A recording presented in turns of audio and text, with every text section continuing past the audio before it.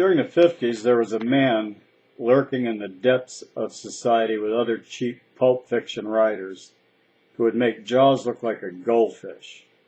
The man, of course, was Hubbard.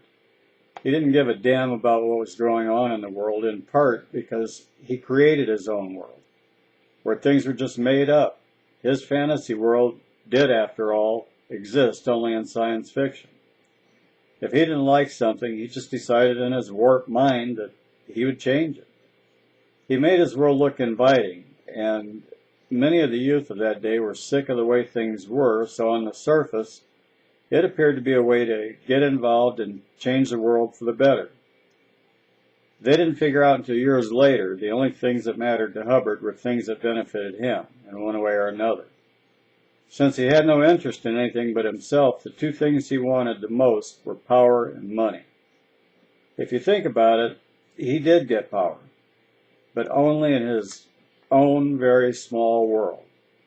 And I suppose he also got money, but he could only enjoy that in his own little world, most of which was spent out on the ocean, just going in circles.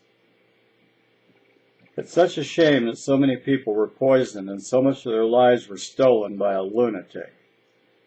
As they got out, they even had to keep secret what happened.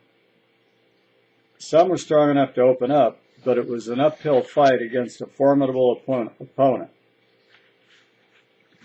They were fair-gamed, even when nobody knew what fair-gamed was.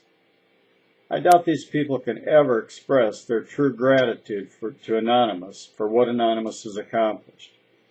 And I hope that Anonymous realizes the scope of the goodness that they are doing.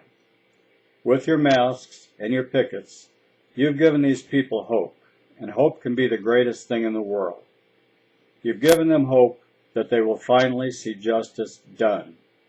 Nothing is more important than justice. I just pray you never give up the fight until you've won. You will have won when every person knows the entire truth about Scientology and has enough information to make an educated decision as to whether or not they want to get involved with these lunatics. I know it's easy to get bored and go on to other things, but those who were wrong will never be able to go on completely without your help.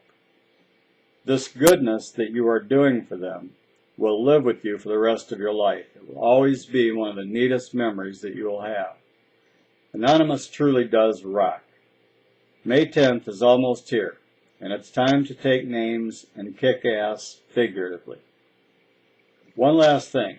Have you noticed how little we've seen of Mark Bunker since his YouTube site was suspended? I realize he may be busy with other things, but with the 10th approaching, we need to encourage him to make his presence felt, whether it's on Vimeo, Xena TV, or whatever.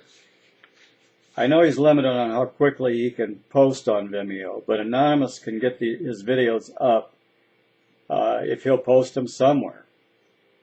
Thank you for your time, and thank you for watching this video.